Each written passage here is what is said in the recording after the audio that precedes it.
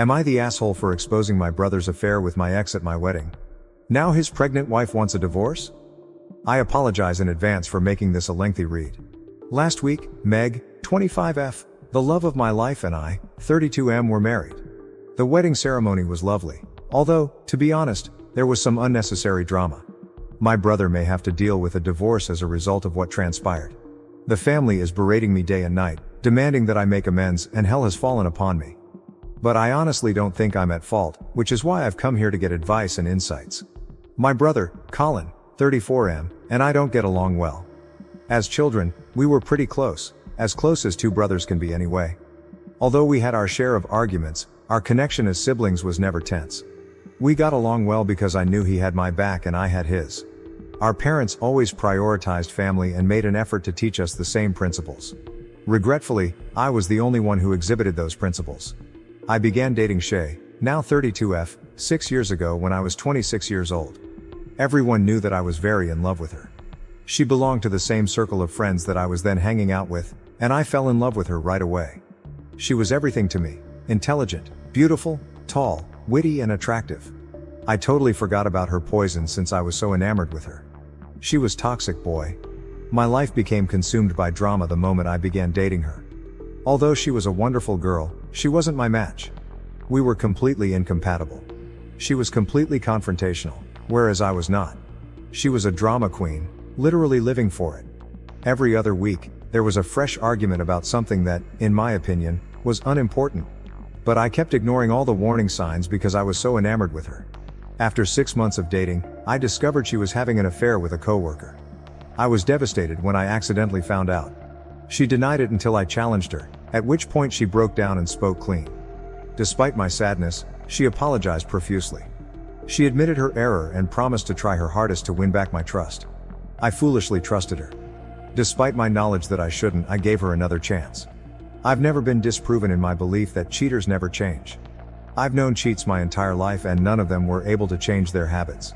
Because I thought, or rather hoped, that this time would be different, I gave her a chance despite knowing all of that. I was mistaken. It was all okay for the first couple weeks. I felt that perhaps we could get past the tragedy and start a new life together, so I began to trust her once more. However, after 3 or 4 months, I began to have a persistent sense that something was off. She was behaving suspiciously and shadily. I justified her actions because I lacked evidence and didn't want to think she was cheating once more. However, the sensation persisted. At last, I asked her if she had anything to tell me or if something was happening. She got defensive and accused me of having unfounded suspicions about her. She claimed that in order to save her time in trying to regain my trust, I should have informed her if I'd decided never to trust her again. She deceived me into thinking I was being suspicious. I trusted her. Weeks went by with no change in her behavior. I started secretly checking her phone since the overanalyzing was making me nuts. I should have realized the relationship was over at that moment. I had absolutely no faith in her. I should have left even if I hadn't discovered anything because I believed she was capable of cheating. However, I'm happy I pried because I discovered something that fundamentally altered my life, and it hasn't been the same since. It took me a long time to realize what was going on, but when I did, I felt like I had been hit in the face. In essence, she had been unfaithful to me for some time, but not just with anyone. She was seeing Colin instead of me. When I saw those texts, I was hurt as I had never been before. The worst kind of betrayal came from the two individuals who were meant to be the closest to me. What I was reading was unbelievable. All it did was make me want to cry uncontrollably and drop on my knees. Shay came in at that point and noticed me using her phone. She became irate with me, accusing me of violating her privacy. I just threw the phone against the wall, hurried out and showed her which chat I had open. I believe I spent 3 or 4 hours walking. She contacted me a few times, but I never picked up. She forced Colin to phone me after realizing I wouldn't be speaking to her. I wasn't having any of it when he called once and texted me a few times with phrases like, "I want to explain, and it's not what you think." I wasn't going to reject my own eyes, and what I had witnessed was sufficient evidence. When I got home, I texted Shay to tell her to come get her belongings from my house the next day. She called me once more, but I didn't pick up.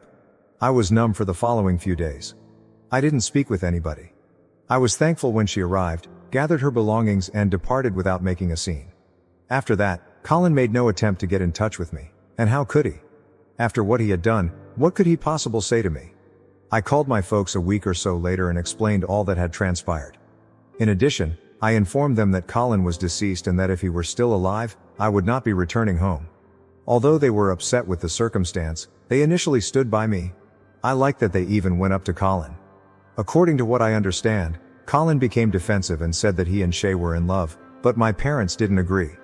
I was appreciative of their help during those initial months. I stopped talking to Colin altogether and began going to therapy. I came to understand how toxic Shay was to me during treatment. At that point, I started to think that this whole situation was perhaps a blessing in disguise. Although it was extremely painful, it prevented a terrible future for me. I eventually moved on from that episode, but I never spoke to Colin again and never forgave him. I met Meg a few months later, and the rest is history. When we first started dating, our relationship was calm and pleasant, very different from the turbulent one I experienced with Shay. It wasn't until we decided to get married a few years later that I told my family about Meg. She was fully aware of my predicament with Colin and my reluctance to introduce her to my family. My folks were overjoyed when I eventually presented her to them and announced our engagement. They expressed their happiness and complimented me. They did, however, add that this was a chance to patch things up with Colin. I felt hurt and astonished. Given that I had moved on and Colin and Shay were no longer together, my mother proposed that we move on as brothers and leave the past behind us. I informed her that I would never forgive Colin for betraying me, but I made an effort to remain courteous. It was about my brother's ability to do something so terrible to me, not about Shay. Mom became irate and said that Colin and I had to be together because we were brothers. I informed her that Colin had shattered the connection of allegiance, which should be reciprocal. Whether or not to forgive him was up to me. When things became heated, Dad stepped in and told Mom to stop talking. Despite her reluctance, she was obviously upset. Mom even attempted to get Meg involved in the awkward dinner in the hopes that she would persuade me to make amends. Meg, however, merely stated that she believed I would make the best choice for me and that I would, if at all, forgive Colin when the time was right. By now, Mom was virtually enraged. She had this idealistic vision of our family as it was and will always be, and I'm not sure why or how she believed that I would simply forget this and move on. She refused to acknowledge that the farce was over and that the family would never return to its previous state. Mom agreed when Dad told her that the subject would not be discussed again. After a period of tension, things between us gradually improved. I had nothing to complain about because she made an effort to be extremely careful of limits and didn't bring up Colin again. I had no idea that my parents were plotting an intervention and were prepared to spoil my wedding. Both Mom and Meg's mother participated in the wedding preparations. She was aware of the dress code, the number of guests and all the preparations ahead of time. However, my dad didn't participate much in the process. During the preparation phase, Mom didn't do anything unusual. There was not a single mention of Colin. She even said that she was sorry for pushing me so hard that day. She said that she had believed there could be a chance for reconciliation but that she was mistaken because Colin had harmed me in the most worst way imaginable. Therefore, I had no cause to suspect her or question her motives. However, I was mistaken. My best man, Rick, 32M, a school acquaintance, rushed to me on the day of the wedding and said I had an urgent problem that needed to be resolved. When I asked him what was going on, he replied that Colin and his wife had arrived at the location with Mom and Dad. I was furious. I instructed Rick to force them to go. He claimed that although he made an effort to deal with it discreetly, they would not budge. Rick informed them that I would be upset if I saw Colin and that he was not invited. However, Mom asserted that, in contrast to Rick, Colin is your biological brother and that we are relatives. Yes, Mom, you will always pick Colin over Rick. Absolutely. The fact that they had plotted all of this behind my back astounded me. They had to give me an explanation right away. What the devil was going on? I asked my dad over the phone. He explained that they felt it was important to include Colin and his wife since they didn't want the family to think there was a divide between the two brothers. He requested that I simply put on a show for a few hours, after which they would depart and we could all act as though nothing had occurred. He said that everyone would benefit from this and that it wouldn't harm me to comply for the family's sake. Since he was aware that I didn't want anything to do with Colin, I told him that he had betrayed my confidence in the same way that his adored son had. I reminded him that this one day was my wedding day, and he had no right to destroy it. He advised me to quit being theatrical and suck it up for one day. He suggested my flair for theatrics needed to be toned down a touch and emphasized that nobody was destroying everything. I ought to have questioned him about why on my wedding day, this familial act was so important yet nobody cared to do the same for Colin's. I was too angry to think clearly though, and I had no idea Colin was married. I didn't think of such things until later. I was just blindly angry at the time. I wanted to rush over and yank them all out by their collars. Whether it created a stir or damaged the family's reputation didn't matter to me. All I wanted was for them to be gone. At that point, Rick approached me with a far less aggressive and more vengeful plan. He proposed that there was only one method to exact revenge on everyone, and if I was cool with it, we could carry it out immediately. Though it was too dramatic for a wedding, the notion felt interesting. Meg's big day was too important to me to spoil. I promised Rick that I would consider it and get back to him. Meg had seen Colin and his wife, but the wedding ceremony went off without a hitch. She wanted to know what was happening. I gave a quick explanation of what had transpired. I drew her aside after the ceremony to ask if she was comfortable with my carrying out Rick's plan. After some hesitation, she finally stated that there was no better time or location than right now if it was what I needed to do to put my family in their proper place. She was totally behind me. I love my wife God. After thanking her, I advised her to relax and take in the drama. Some stood up to speak when family members and close friends were present for the toasts. Rick laid the groundwork for me by initiating the entire process. We had a straightforward plan. I would toast Colin and tell him about his affair with my ex-girlfriend, which caused our split. Colin and my parents would suffer greatly because I intended to go into great depth in my speech. However, they were deserving. My parents deserved it for ignoring my sentiments and just caring about the family's reputation, and Colin deserved it for being a part of __. I got up and declared that I had a toast to give after everyone had completed theirs regarding Meg and me. I started by saying, I want to make a toast to my dear brother, Colin. Colin and my parents went completely white when I started it. But his wife was perplexed. I suspected that she was unaware of the reasons behind Colin and my separation. I was much more irate because she was heavily pregnant. Why would he parade his pregnant wife around at my wedding? I got the impression that his only goal was to steal the thunder. In any case, I went on with my toast. I mentioned that Colin and I had been brothers for a very long time and that I still wanted to appreciate him despite the fact that he had stabbed me in the back in a manner worse than an enemy. Why? Because I ended up with Meg because of his betrayal. I continued by explaining how, at the age of 26, I fell in love with a girl who wasn't the proper fit for me. However, I was too young and naive to see all of her shortcomings. I didn't decide to break up with her until she did the worst thing. I then informed everyone that my ex-girlfriend had cheated on me with my brother, dropping the bombshell.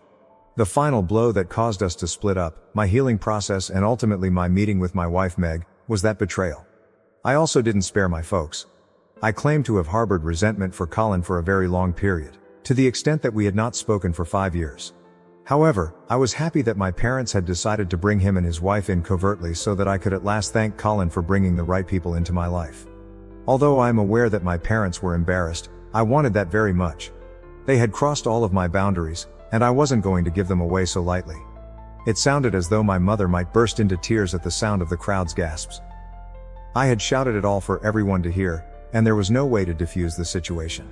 Colin's wife, whose name I don't even know, was staring at him in shock. Colin was unable to look people in the eye. He was completely embarrassed by it, and neither Rick, Meg, nor I did anything to lighten the mood. My parents were sitting there looking at the floor. Even though Mom was trying her hardest not to cry, her faint sniffles could be heard in the quiet room as Dad fidgeted with his fingers. I thought I could hear my heartbeat in the eerie silence because of how tense the mood was. I simply sat down and began eating after finishing my toast. Colin and my family were the center of attention, but no one spoke. At last, his wife stood up, apologized on his behalf, and expressed gratitude to us for letting them join in the festivities. Then she bounded away. I couldn't help but feel awful for making her go through this humiliation when she hadn't done anything wrong. It's unfortunate that she was caught in the crossfire, but I had to hold Colin and my parents responsible. The real fun only started after my parents and my beloved brother left. Since then though, I've received a ton of texts from my parents, particularly my mother, telling me that I had no right to publicly discuss the family's private issues. She said that in front of everyone, I had torn their dignity to shreds. I wanted to enjoy at least portion of my wedding, so I didn't reply. However, Mom went one step farther and began texting Meg. I am aware that it is affecting her. Meg keeps sending messages from new numbers or making new Instagram profiles, even after I warned her to block Mom. Meg is suffering greatly as a result of all this negativity, and I feel bad for bringing her into this situation. She is not deserving of it. She saved my life and now I've brought her down with me. It is incorrect. Mom claims that I was the one who caused the scene at the wedding, even though I've urged her to stop bringing Meg into the drama. Meg and I will now have to deal with the consequences of my actions, she says. I am aware that arguing with my mother is futile. Nothing I say will convince her to see reason since she is obstinate. Also, given that what I did was malicious, I can't really expect her to. I feel awful since my wife is the last person I want to suffer because of my little revenge trip. Update 1. Amy, my sister-in-law called me. I picked up since I didn't have her number stored. She was really kind and expressed her sincere regret for phoning at such an unexpected time. She said that what Colin told her was totally different, so she wanted to meet me and hear my side of the story. She pleaded with me to keep her visit to me a secret from the rest of the family. She didn't need to fear because I informed her that I don't speak to them anyhow. To be honest, I had conflicting feelings about this. However, Meg reminded me that Amy is expecting a kid and should be aware of Colin's true character. Meg is correct, despite the fact that this will probably lead to further issues. Amy needs to understand that she is not at blame. Since she has never mistreated me, I cannot contribute to her life being ruined. I thus consented to meet her. However, I'm somewhat anxious. I don't think things will work out well for Colin because this issue has gotten far worse than I had expected. Am I sorry for Colin? Not at all. That piece of __ deserves all the awful things that happened to him. I simply don't want to be caught up in family drama once more, especially if Meg is involved. Even though I know it won't go well, I still hope it does. I know that this drama won't end with me meeting Amy today because I witnessed her response to the entire outburst during the wedding. Update 2. I believe the meeting went well. I was quite sorry for her. She arrived by herself, and since she is pregnant, the baby could arrive at any moment. She appeared to have been crying. Fortunately, Meg was present as well, and she somewhat diffused the situation. Amy replied she wanted to hear the entire story again when I asked if she had any questions. I explained everything to her, including how I confronted Colin and how I learned about it. I also described how, due to family, Mom had been nagging me to get Colin and I back to normal. I inquired about the tale Colin had shared with Amy. According to her, Shay fell in love with Colin despite his claims that we were just friends. He claims that I ended our friendship because I couldn't admit that I had always harbored feelings for Shay. Colin claimed that he and Shay didn't start dating until a year after I stopped communicating with her, and even then, their time together was short. That was a total falsehood, I told Amy. I never cared to inquire or find out how long they dated, so I was unaware of it. I then inquired as to whether Colin's account of events had been supported by my parents. Amy declined. Colin informed her that my parents didn't like talking about me because I had cut everyone off and that it was a very sensitive subject for the family. She said that when she first met my parents, they hardly ever addressed me. I inquired if she had received an invitation to the wedding from my parents. She claimed that Mom was primarily pressuring them to go. Since they hadn't received an invitation and Amy was aware of the animosity between Colin and me, she didn't want to attend. But Mom basically used blackmail to get them to go. Colin didn't want to go either, Amy clarified, but Mom insisted that we let bygones be bygones, and be a family again, for the sake of the kid. She didn't try to check with me because she assumed that I might have told Mom that I wanted Colin there. Furthermore, she never thought that reality would be so different and completely upend her life. Although I felt terrible for her, I was at a loss for what to do. I advised her to contact me if I could be of any assistance. Because my brother is a terrible person who not only betrays his brother but also lies to his wife, I don't want her to suffer. She was really furious about the whole situation, which suggests that she plans to proceed with a divorce. All I can hope is that she has a successful outcome. It's challenging to be a single mother. Update 3. Amy has submitted a divorce petition. My father called to let me know. He isn't holding me responsible for everything that occurred, in contrast to Colin and my mother. He simply told me to keep my distance from Colin because he's going through a difficult moment and might try to get in touch with me. I informed him that until they chose to invite Colin to my wedding, I had been avoiding them. He didn't answer that. My mom and Colin are apparently attempting to contact me, but I'm secure from their assault because they've been blocked everywhere. Although I am unaware of all the specifics of the divorce, I am aware that Colin is not handling it well because he really loves Amy. I can't help but feel a little smug about karma finally getting back at him. However, I feel sorry for Amy and Meg, and we want to provide Amy with assistance when the baby is born. What about Colin? I have no regrets or feelings of guilt. He is deserving. He purposefully broke me once, and now he's broken himself. When you violate someone's trust and let them down, that's just the way it goes. Thank you for watching.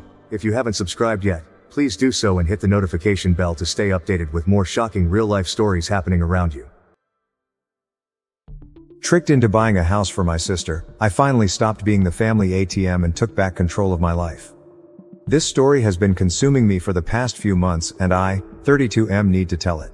It tells the story of how my parents tricked me into purchasing a home for them, then gave it to my younger sister Perry, 29F, and what transpired when I finally had enough. Be advised that this is a lengthy and intricate tale of financial exploitation, family deception, and ultimately defending oneself. My family had to constantly balance their finances when I was growing up. Even though we weren't impoverished, there was always a tension that was related to money. You could call my dad, 58M, a serial entrepreneur, but none of his business endeavors ever truly took off. He constantly pursued the next great chance, jumping from job to job. He would be selling life insurance one month, certain that he would succeed in the field, and then attempting to launch a home remodeling company the next, despite his lack of experience. Every new endeavor had the same cycle: initial enthusiasm, mounting annoyance, and unavoidable failure. The perpetual optimist, Mom, 55F, consistently supported Dad's decisions. She would say to us over dinner, "Your father is a visionary," just after he had left another secure career to take a chance on a dangerous project. He only needs one significant break. To keep us afloat, she took on part-time jobs, but her true job was to keep up this facade of normalcy while our financial circumstances were anything but. My sister Perry and I had a very different dynamic. I was chosen at a young age to be the family's savior and their key to a brighter future. I used this lens to examine every choice I made. I recall wanting to join the school band when I was 14 years old. My parents sat me down for a serious conversation about how the computer club would appear better on college applications, rather than encouraging my passion in music. My parents, who somehow always found money we purportedly didn't have, paid for Perry's art classes one month and her dance lessons the next, allowing her to follow whatever whimsy interests she had. In high school, the pressure increased significantly. I kept my GPA at 4.0 because it was considered bad, not because I was inherently smart. You would think I had committed a heinous sin after I received an A in AP Physics one semester. For days, my father would only talk to me when he made scathing remarks about how mediocrity isn't an option for someone who needs to support their family. Teenagers need to express themselves, Mom said dismissively when Perry skipped 3 days of school that week to spend time with her pals. Perry was finding herself, and I spent my high school years in this pressure cooker of expectations. I was supposed to create a thorough financial success strategy. Perry would easily go in beyond curfew without any repercussions, whereas I would study until 2 in the morning while fueled by energy drinks and anxiousness. It was a sharp contrast.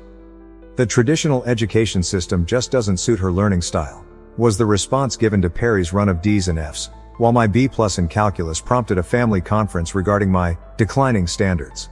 My parents made it apparent that my only choice when it came time for college was tech school, not because it fit with my hobbies, they never inquired about those, but rather because it provided the quickest path to a well-paying career. At every stage, they made sure I realized the extent of their sacrifice by taking out loans and spending down what little savings they had. Mom used to say, "We're eating ramen so you can have a future." But oddly, there was always money for Perry's newest pastime or adventure. Tech school was harsh due to the continual pressure from home as well as the challenging homework. I lived on the cheapest possible diet, worked part-time at a computer repair business in between classes, and was constantly reminded of my parents' investment in me. Every phone conversation featured an update on their financial difficulties as well as overt clues about when I might be able to reimburse them. Perry, meanwhile, left high school during her last year. In fact, my parents applauded her choice rather than the drama I would have experienced. "Not everyone is cut out for school," they stated. "She is courageous for pursuing her own goals."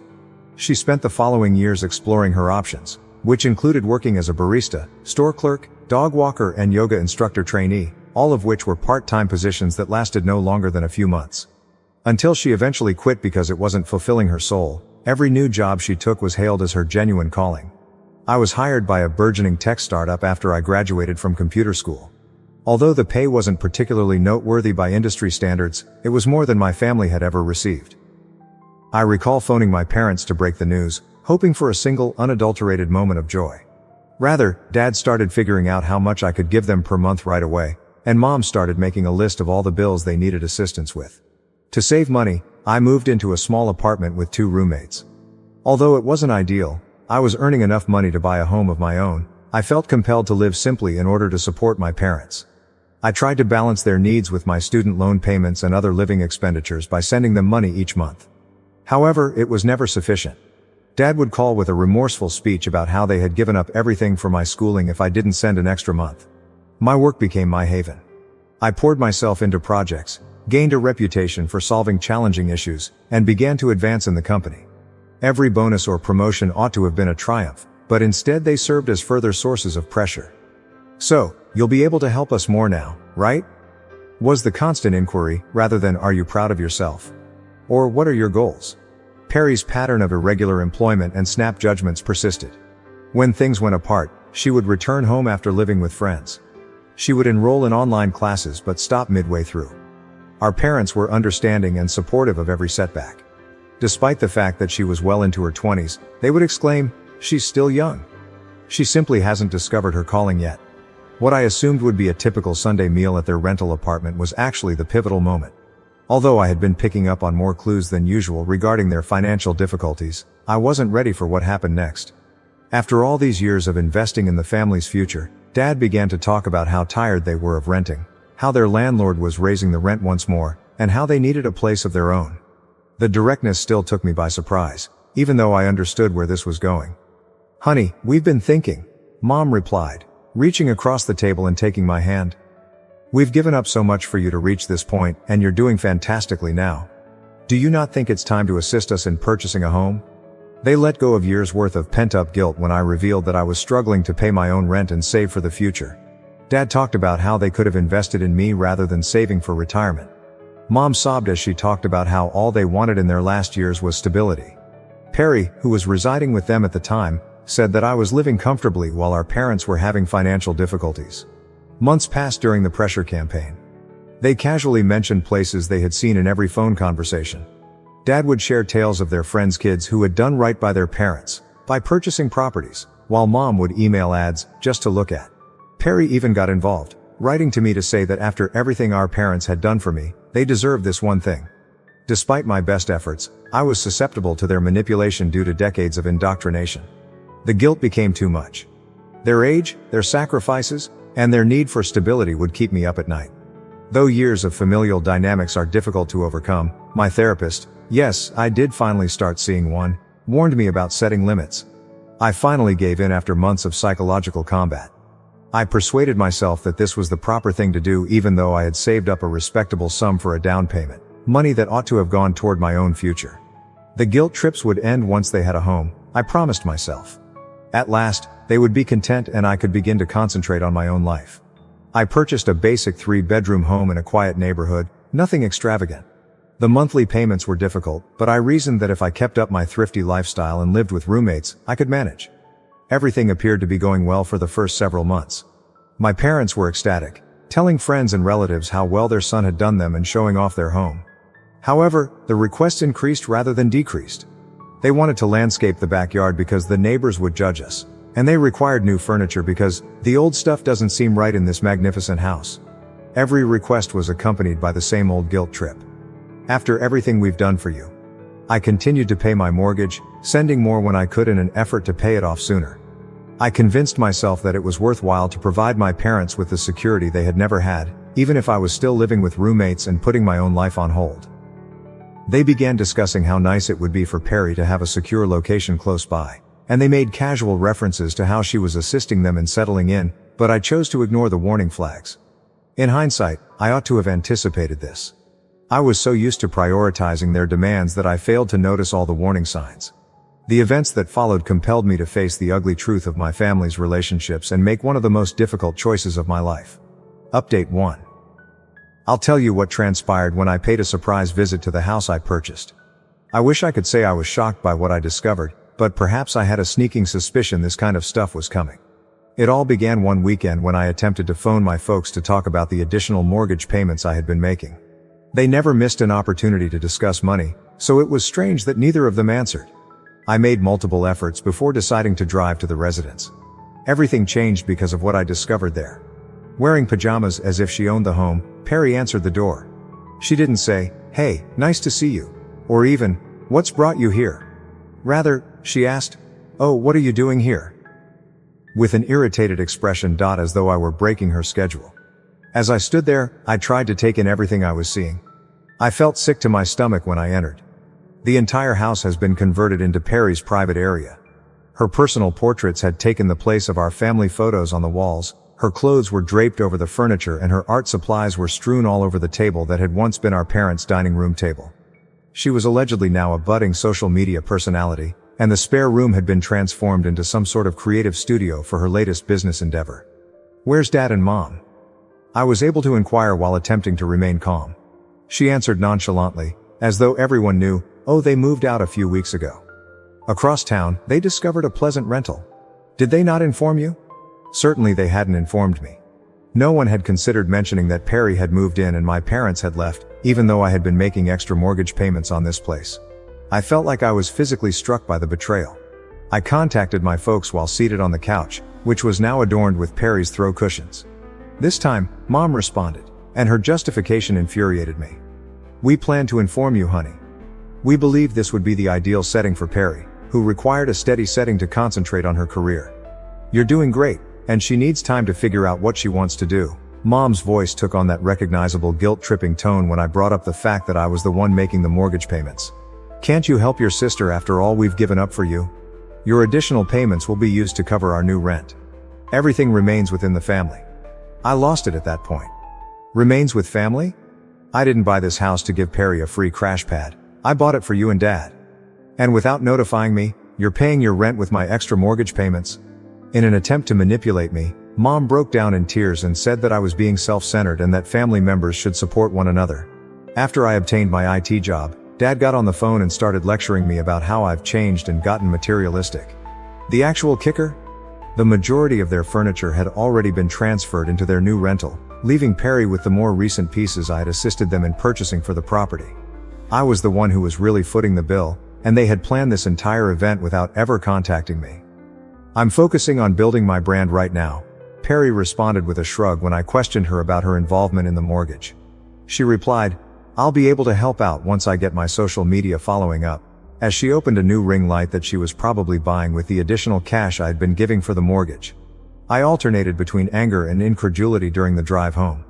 The family first lectures, guilt trips, and years of manipulation were all meant to keep me footing the bill while I put my own life on hold. I've been allowing myself a few days to calm down and gather my thoughts before deciding what to do next.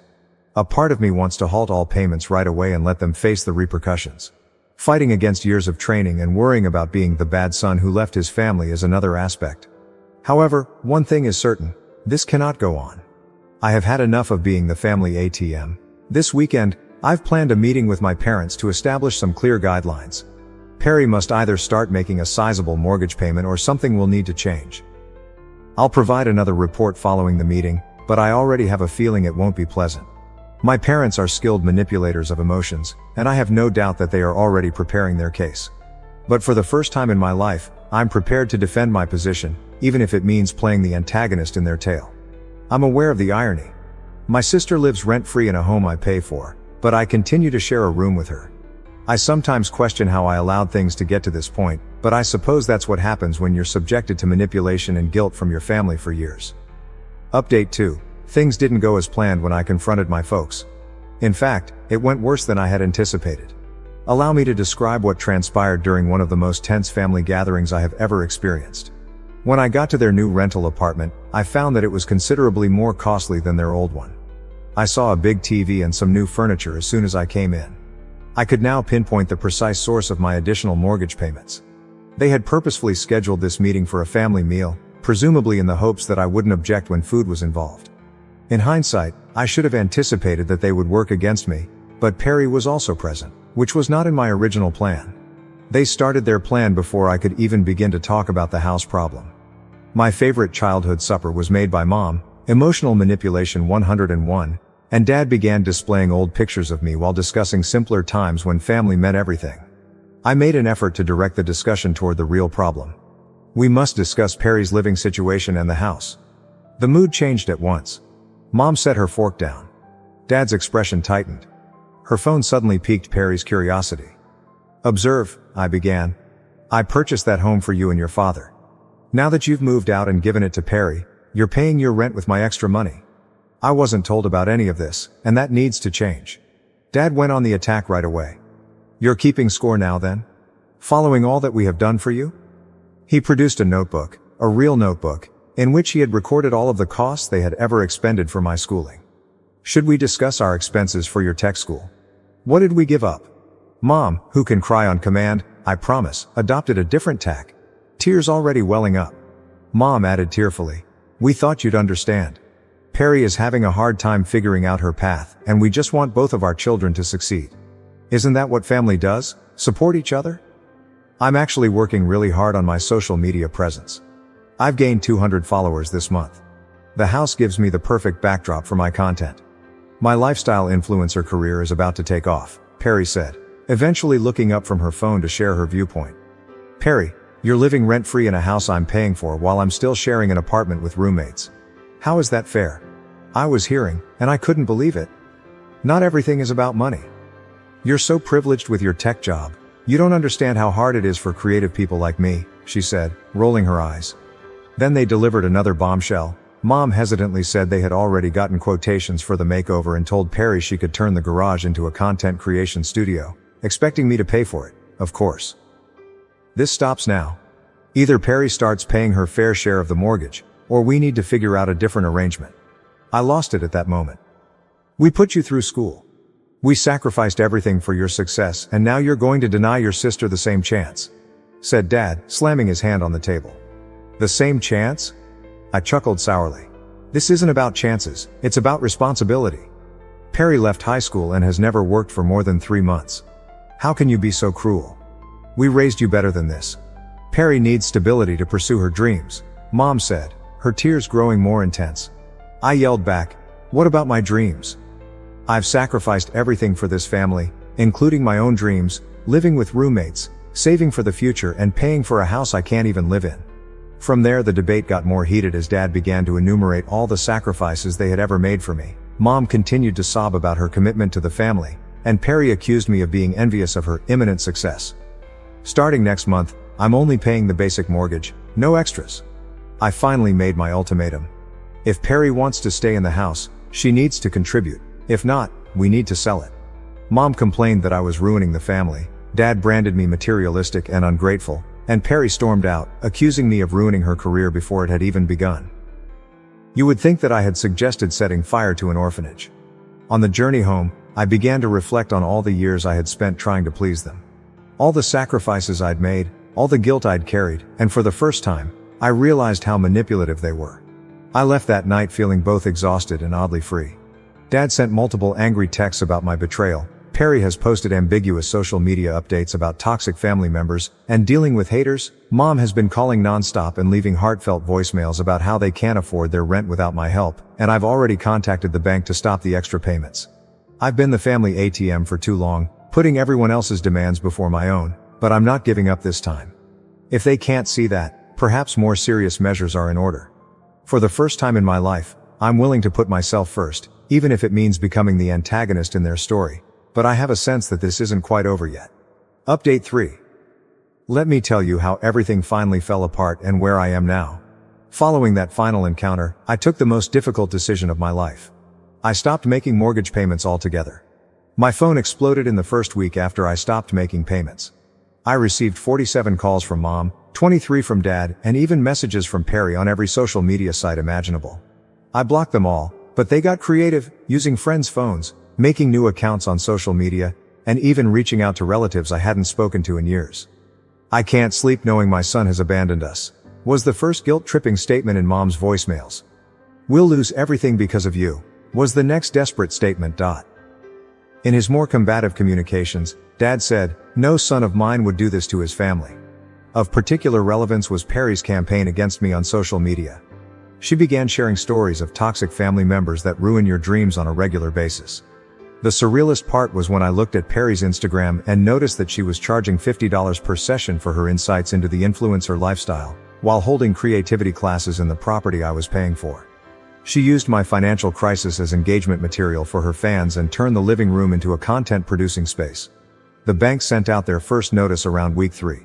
My parents sent it to me with a single message instead of addressing the issue. Is this what you want? To see your family homeless? I archived the email without answering. The flying monkeys then appeared. I received calls from family friends I hadn't spoken to in years, expressing their disappointment with my decisions. I was ruining my parents' golden years, according to a long correspondence from my aunt. My former high school instructor even expressed concern about my recent changes in lifestyle on Facebook. None of them were aware that I had finally begun therapy and was recovering from years of emotional and financial abuse. My therapist assisted me in realizing that my family had established a situation in which I was always in charge of everyone's welfare except for my own. Perry's Rise Above Surviving Family Betrayal podcast, which was taped in a house I purchased, was the true turning point. The first episode focused on her affluent tech bro brother's jealous attempts to crush her goals. In fact, she was able to garner a modest following from those who understood her plight. The bank's notices grew more serious after the second month. My parents changed strategies and sent me pictures of homes they were considering, all of which were far less expensive than the rental they were renting at the time. Mom texted from a different number, "See, we're trying to compromise." However, I saw that Perry had not yet been asked to help or find a space of her own. Perry hosted a farewell to my dream space broadcast, complete with theatrical monologues about overcoming adversity, in response to the approaching foreclosure. For her emergency relocation fund, she even created a GoFundMe page, carefully omitting the fact that she had never made any payments on the residence. Finding out that Perry had been renting out one of the rooms to another content provider and keeping the money for himself was the last straw. This came after Mom had called me in tears, explaining that they were unable to make any mortgage contributions. Perry had to quickly relocate her content development business back to our parents' rental when the bank eventually gained ownership of the house. She took care to record everything for her fans, portraying herself as a victim of uncontrollable events. I found it ironic that she never mentioned the true source of the house's funding. Dad gave me a final call, which I did answer. His voice was low, almost defeated rather than the rage I had anticipated. He remarked, "We really thought you'd cave. We never thought you'd actually let the house go." I learned all I needed to know about their perception of me from that admission. They saw me not as a son but as a steady source of revenue that they could control whenever they wanted. The fallout has been easier and harder than I anticipated. More difficult since there is a gap when you break off communication with your entire family, no matter how toxic they may be. It's easier since I'm solely accountable to myself for the first time in my adult life. I currently live in my own apartment. Though small, it belongs to me. Every choice I make is for my own future, not to satisfy the needs or desires of others. I'm finally considering purchasing a home for myself, this time just for me, as my savings account continues to increase. The family still makes an effort to get in touch now and again. Mom sends guilt-ridden, subtly accusatory holiday cards. Articles regarding unappreciative kids are emailed by Dad. Based on the drama in our family, Perry has reportedly remade herself as a trauma healing counselor. However, I'm finished. The sale of the house was about more than simply real estate. It was about escaping a lifetime of shame and exploitation. I've finally come to terms with the fact that sometimes establishing limits means playing the bad guy in someone else's tale. It's never too late to quit burning yourself alive to keep others warm if you're in a similar circumstance. The manipulation is more difficult than the guilt. But it's your life to live. Avoid waiting as long as I did to come to that realization.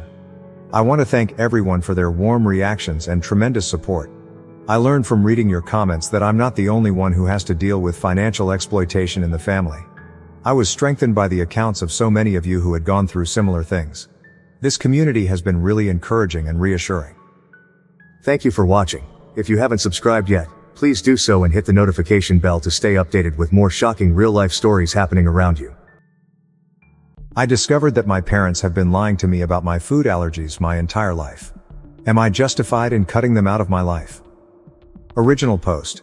I'm using a throwaway account because I have family on Reddit. Ever since I was a little girl, my parents have told me that I am allergic to both milk and chocolate. The story goes that I broke into severe hives on my very first Halloween.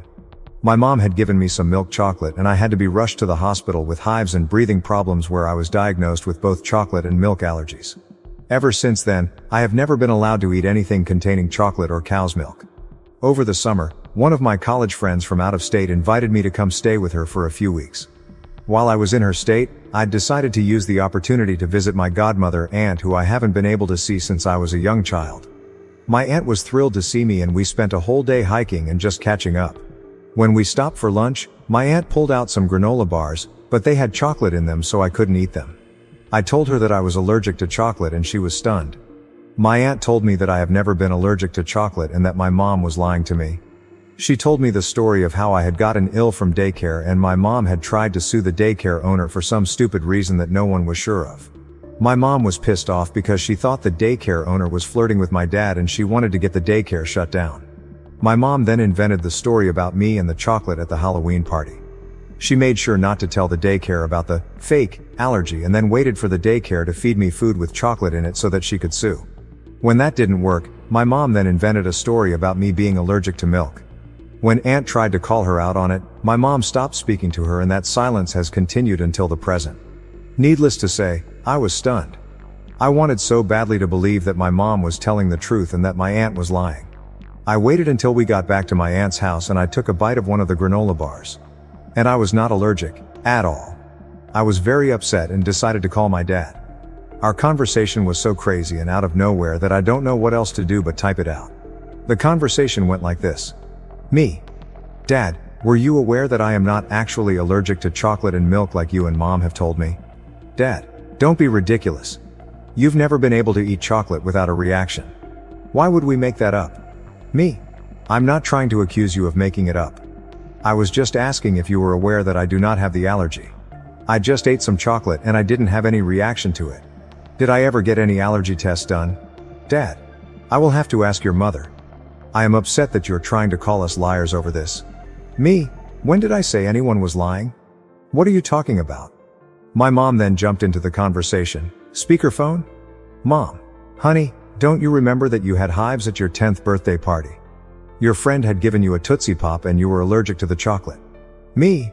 Mom, I never had a 10th birthday party and I don't know what you're talking about. I was just curious if I ever had a real allergy test done for chocolate, because I was just able to eat some without a reaction. I'm just trying to figure out if I can eat chocolate or not now. Mom. I don't know why you need to know if you had a test or not. You can't eat chocolate because we say you can't eat chocolate. You're being a little liar right now. How dare you say we never gave you a birthday party that year? You've always been ungrateful and now you can't even remember the party we gave you. Me. Mom, I know I never had a 10th birthday party because I was at summer camp. Why are you trying to make me believe that I did? My mom then started screaming at me and I just hung up the phone because it was so loud and I couldn't hear any individual words. I silenced my phone and watched as she proceeded to call me 40 times in a row. The entire time my aunt was watching in horror. My aunt then gave me a hug and told me that this is why she doesn't have a relationship with my mother. My mom has always done this, lied to people and then tried to convince them it was the truth. I am very upset about this entire situation. The conversation was simply one of the craziest things I've seen and I don't know who these people are anymore. It creeped me out and I don't think I ever want to talk to them again or else they will try to turn on me. Am I right in wanting to cut these people out of my life? TL. Mom and Dad always told me I was allergic to chocolate. I went to visit an estranged aunt in a different state and the aunt revealed my mom made it up to try to sue a daycare. I ate the food I was supposedly allergic to and was fine. I called my parents and they tried to say I was calling them liars and then tried to make up a birthday party. It was crazy and I think they're crazy and I just need to know if it's okay to cut them out of my life. Relevant comments. Flowers 4. I'm just amazed you haven't figured it out sooner. I am allergic to various nuts, and it is said that about once a year I accidentally eat one. But when I was younger my parents kept me away from eating all nuts to be safe. They had chocolate and milk banned from the house and always told my teachers and such about my allergies at the beginning of each school year. I also had to keep an EpiPen in my car starting after I got my license, just in case something bad happened. I didn't have any reason to doubt them until a few months ago when it all came crashing down. adds about her parents. My mom and dad are two peas in a pod and they are best friends. If she's a narcissist, then I'm 100% positive he is one too. I can't afford an allergy test, but at least I know I'm not going to die from chocolate anymore. I don't think I'll be able to pretend that I forgot about the party because it was so hurtful that she tried to lie to me about it. I don't ever want to speak to her again. She doesn't even remember my birthdays and she's my mom. I'll check out the subreddit. Thanks. Update. It's been a while, but I felt the need to update because my mom purchased a one-way ticket to Crazy Town after I made my first post. To summarize what I have found out since my last post. I am not allergic to chocolate. Chocolate is amazing and I am now addicted to the chocolate waterfall at Golden Corral. I am not allergic to milk. I am mildly lactose intolerant, but I was always told it was an allergy to a protein in the milk. I can drink lactate with no issues. I had an allergy test done and it confirmed that I'm not allergic to anything except for pollen and some animal dander. My mother is a psycho. After I made my original post, I decided that I was going to cut contact with my parents except through email. My mom called me over 1,000 times the first week and I eventually had to get a new phone and simply stopped answering the old phone and let the battery in it die. To put this in perspective, she used to call me 2-3 times a week and this sudden increase was pure insanity. Since my mom knew where my dorm room was located on campus, I requested to be moved into one of the more private dorm buildings because I was concerned for my privacy. I didn't tell anyone except my college friends about the move and I had thought that everything would be fine. Everything was fine for a few weeks, until I got a call from one of the adjunct professors to help tutor one of the new students. My school has a master tutor list and any student can call the tutors and arrange for help for free. US tutors are paid by the school. I told the adjunct that I would meet the student in the library in a few and grabbed my books and walked over to the library. Lo and behold, the new student was my mom. My mother decided that she would enroll in classes as a student in order to contact me. When I saw her, I froze and immediately tried to leave the library, but she followed me outside and wouldn't leave me alone. I eventually managed to duck into one of the fraternity apartments and was able to lose her, but she has been basically stalking me on campus ever since. I tried to report her to the school, but the campus police told me that since she never made any threats, that there's nothing I can do. I tried reporting her to the normal police as well, but was told the same thing. My mom has not left me any voicemails, or texts or anything at all that I can use to prove what she's doing.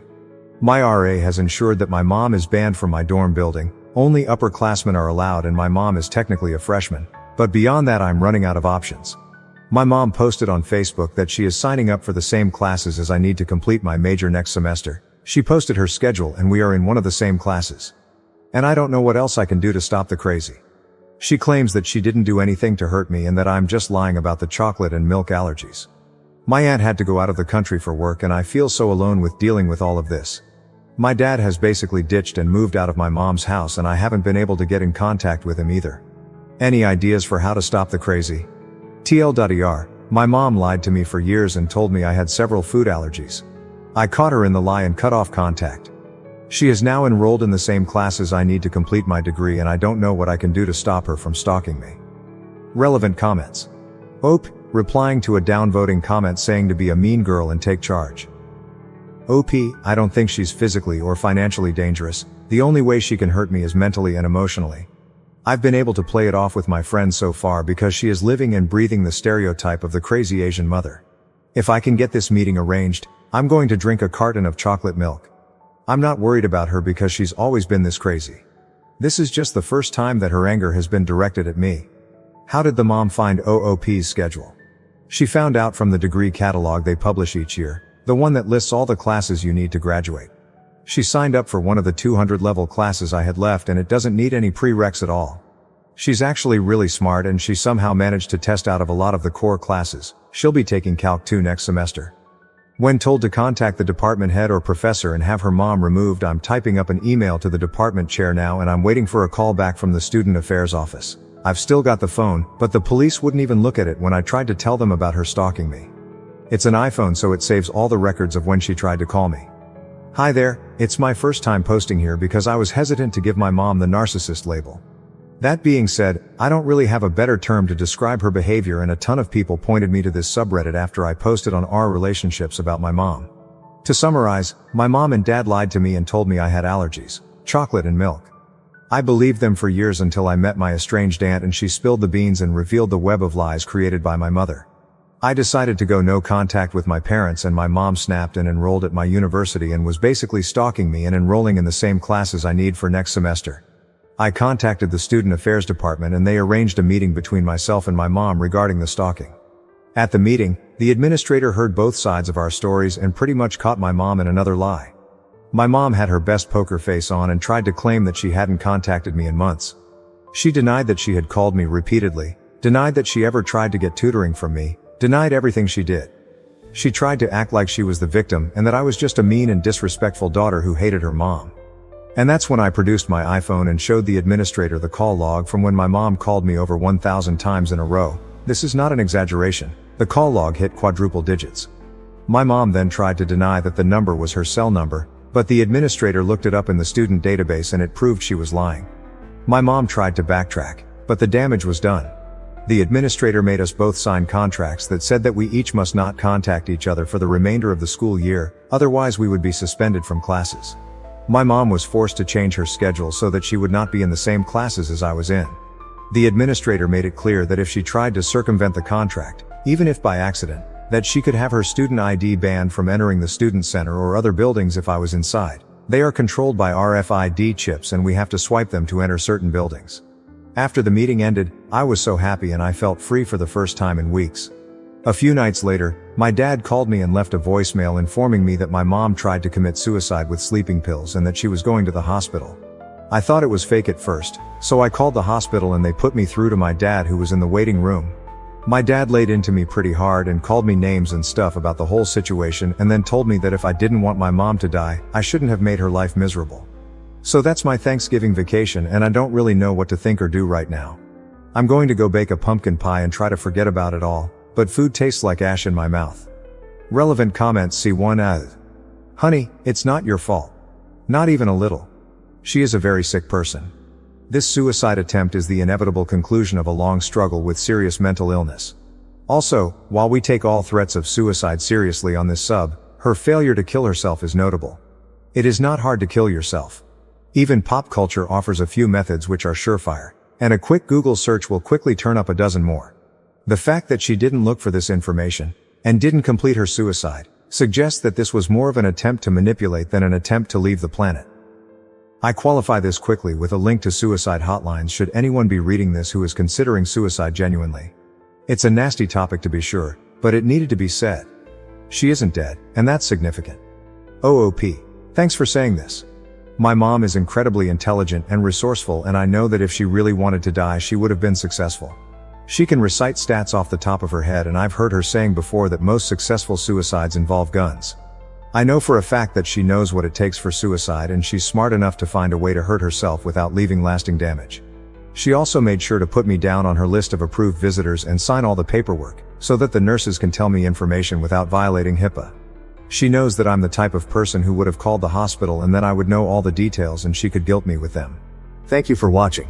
If you haven't subscribed yet, please do so and hit the notification bell to stay updated with more shocking real-life stories happening around you. Mom sided with stepdad and his kids, kicked me out, but they forgot that I own the house. Now it's time to take it back. It never occurred to me, 35M, that my father's meticulous estate planning would ultimately cause our family to fall apart. There's a lot to digest here, and I want to make sure I'm giving you the whole picture, so let me start at the beginning. One of the big tech businesses in Seattle employs me as a senior software architect. My dad always had this kind of job in mind for me. Technology is the future, he would exclaim proudly after I was accepted to UW's computer science program. He had a profitable construction business and wasn't a techie, but he had a remarkable knack for predicting trends. Beginning with the recession of the late 1980s, Dad started his construction business from the ground up throughout some of the most difficult periods in the industry. He took on projects that other contractors wouldn't take on, using only a pickup truck and his tools. Back then, Mom told me, they lived in a small apartment and were frugal, but Dad had this unwavering faith in his vision. He would frequently remark, "The key is to build relationships, not just buildings." That way of thinking got him through his difficult early years. Dad's business was unique because of the way he treated both customers and staff. Even if it meant losing some bids to rivals who made exaggerated deadline promises, he was a firm believer in open pricing and truthful schedules. First, establish trust, he would advise. He was correct when he said, the profits will follow. His business, which was renowned for taking on intricate restoration projects requiring both technical expertise and historical sensitivity, rose to prominence in the Seattle area by the mid-1990s. Because of the devotion he had developed with his clients and staff, Dad's business survived the 2008 financial crisis, when many construction companies were failing. He didn't fire a single employee during that period. Rather, he reduced his personal income to zero and took out a second mortgage on his cherished Mustang. I learned more about leadership from watching him handle that issue than I could have from any management course. Your employees are your extended family, he told me. You take care of them, they'll take care of your business. I didn't realize at the time how much his managerial approach affected my own career. Many of his ideas were put to use when I was promoted to team lead at my software business. I established thorough documentation procedures for our code, much as he had kept thorough project logs for every building site. I was able to lead my development team through challenging project deadlines thanks to his attention on fostering good relationships. I met Emily, 34F, at a hackathon in my junior year. She assisted in planning the event while pursuing her studies in business administration. Despite my lack of sleep, energy drink addiction, and likely messy appearance, she somehow found my love of code charming. From the first time he laid eyes on her, Dad fell in love. He told me, "She grounds you." Following their first meal together. "Don't let this one get away." After college, Dad even assisted Emily in launching her own marketing firm. He introduced her to his network of local company owners, showed her how he drafted his contracts, and shared his business objectives with her. He would tell us, "Success isn't just about what you know. It's about helping others succeed too." Dad was always imparting his expertise and educating. Those formative years were unique. Emily and I would always make the drive to my parents' house on Sundays to have dinner. We would all sit on the back deck that Dad had constructed and chat about everything and nothing while he lit the grill. Even though he couldn't understand the majority of the technical details of my most recent work, he would still ask in-depth inquiries. Mom used to say, "There they go again with the computer talk," with a loving eye roll. Dad's pride and joy was the house itself. He purchased it with the proceeds from his first significant construction job in the 1990s, which was a historic restoration project that made his business famous. In one of Seattle's older neighborhoods, this lovely craftsman-style home features a wraparound porch and a garage that he transformed into the most well-organized workshop you've ever seen. Labeled and placed with almost fanatical precision, each tool has its place. Dad handled the house as though it were a living example of his skill. Every renovation was meticulously organized and recorded. Every repair, improvement, and paint job was documented in a thorough spreadsheet that he maintained. "A house is like a living thing," he would say as he demonstrated for me how to clean the gutters or inspect the foundation. He maintained a maintenance regimen that included everything from checking the roof after winter storms to changing air filters. Neglect the little things, and they become big problems. In addition to being his haven, the workshop served as a classroom where he taught me about subjects other than tools. In addition to adding unique storage options and a workbench he made especially for teaching me woodworking, he had completely renovated the garage himself. He would say, "Every piece of wood has its own story," as we were working. The pegboard wall with delineated shapes for each tool wasn't just about organization. It was his method of teaching me that everything has a place and a purpose. Our job is to help tell that story. Our family held weekends in high regard. In that garage, Dad and I would work on his 1967 Mustang for hours on end. When I was 12, Dad had purchased it for restoration, claiming it would be a project that would strengthen our bond as father and son. That vehicle turned into a life lessons classroom. His advice, which I still abide by now, was straightforward. Always use the right tool for the job. Or shortcuts look tempting, but they'll cost you in the long run. Although Dad might have completed the Mustang project in 1 year if he had so desired, it took 3 years. However, he was more interested in the process than the final destination. I learned everything from project management to fundamental mechanics from him. We took pictures of every component we changed, recorded each step, and maintained thorough logs of our development. "This isn't just about fixing a car," he would affirm. "It's about learning how to break down big problems into manageable pieces." I found that lesson to be really helpful in my profession as a software developer. Emily and I purchased a small home around 20 minutes from my parents' house after we were married.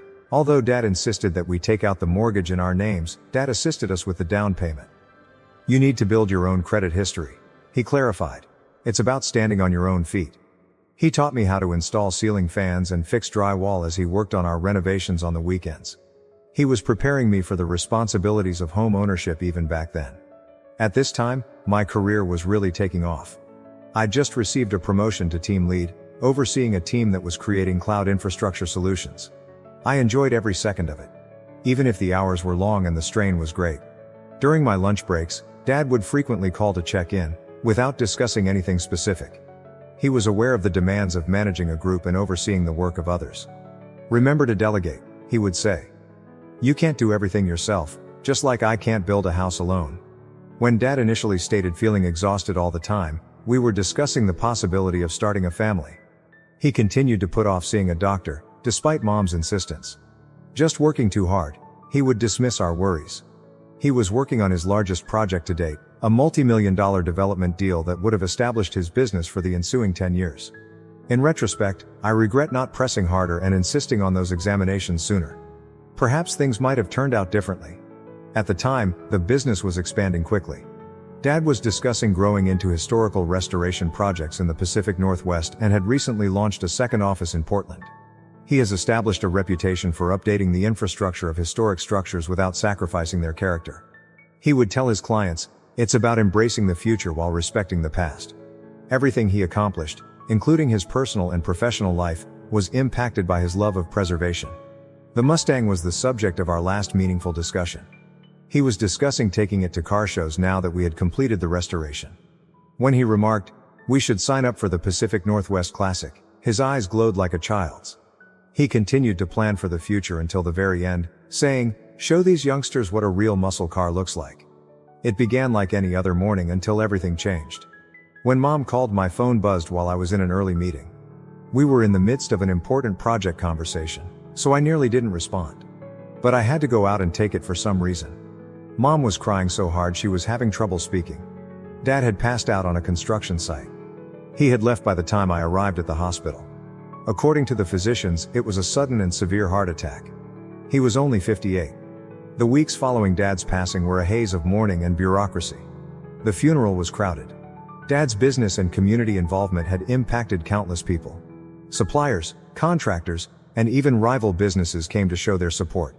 Everybody shared a story about how Dad had supported them, given them advice, or simply been there for them when they needed someone to confide in. One old craftsman told me how, despite being unable to work during a protracted illness, Dad had managed to keep him on the payroll. "Your father understood that business was about people first," he stated. The workers of the company were heartbroken. Many of them had known Dad for decades, and they told me things I had never heard before, like how he had paid for the college textbooks of one foreman's daughter, assisted another through a divorce, or remained late to teach apprentices the nuances of historical restoration. With pictures and handwritten remarks from both clients and employees, the workplace conference room was transformed into an unofficial monument. We were all surprised by how well Dad had prepared for everything. His attorney, Mr. Anderson, summoned us in for a meeting a week following the funeral. He took out this enormous accordion file that read Family Security Protocol and was neatly handwritten by Dad. Dozens of carefully arranged papers with comprehensive instructions for various areas of his land were found within. I was given a 3-day tour of Dad's estate paperwork by Mr. Anderson. Each color-coded container had personal notes outlining his decisions in addition to legal paperwork. "I've never seen an estate plan this thoroughly in my 35 years of practice," Mr. Anderson remarked. Dad had even included a 5-year business transition plan with backup plans for various circumstances. After that, Mom began going to her church's bereavement support group. She first met Steve, 58M, there. Initially, she only mentioned him in passing. Steve suggested this great book about healing. Or, Steve said it's normal to feel this way. He was one of the group facilitators and had lost his wife to cancer 2 years earlier. Even if it seemed a little early, I was happy that she was receiving support. I was reminded by Emily that everyone experiences grief in a unique way. Every Tuesday night, the church grief support group met. Before long, Mom was attending church functions with Steve more often. After services, coffee gatherings became lunch meetings, which in turn became dinner dates. Our family friends began to worry about how quickly their friendship was developing. At a family get-together, my Aunt Jane pulled me aside because she was concerned that Mom was hurrying into things to make up for Dad's absence. Mom's changes became more apparent. Her haircut changed, she started dressing differently, and she even threw out the garden that Dad had helped her create.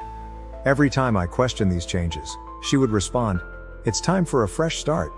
Dad was hardly ever mentioned by the woman who used to spend hours narrating her life with him. It went more quickly than any of us had anticipated.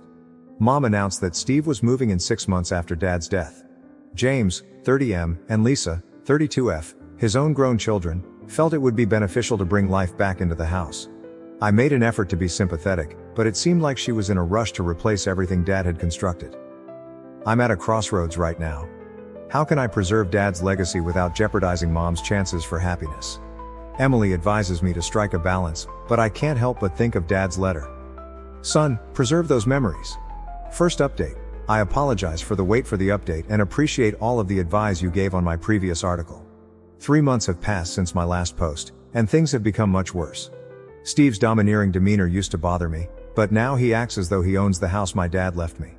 Steve made the decision to begin a significant restoration project last month without even asking my permission. The built-in bookshelves my dad had made for the living room were being torn up by contractors when I visited one weekend. As if he owned the building, Steve was watching over them and directing them to just throw all this old wood in the dumpster. These were the final project Dad and I worked on together before he became ill, so they were more than just shelves. He responded angrily when I approached him. He said, "Look, son," with a condescending emphasis on the pronoun. "This house needs to be brought into the 21st century. Your father's taste was, well, dated. We're doing you a favor by increasing the property value." I reminded him that any modifications required my consent legally. Mom obviously agreed with him, but he simply chuckled and added, "Your mother and I live here. We don't need permission to improve our home." "Steve knows about these things," she acknowledged. "He's just trying to help." The woman who formerly loved those bookshelves and used to place her collection of antique teacups on them for Christmas now acts as though they were just taking up room. I showed her Dad's thorough house maintenance plans, but she disregarded them as dwelling in the past. Additionally, the relationship with Steve's children has deteriorated. James has taken over Dad's workshop and transformed it into a CrossFit facility. While I was on a business trip, he held a garage sale and sold the majority of Dad's tools. By repainting rooms and installing modern vinyl planks in place of Dad's meticulously refinished hardwood floors, Lisa is treating the space as though it were her own personal design project. One evening after dinner, Steve grabbed me aside and said, "Since we're paying to live here, we should have our names on the deed.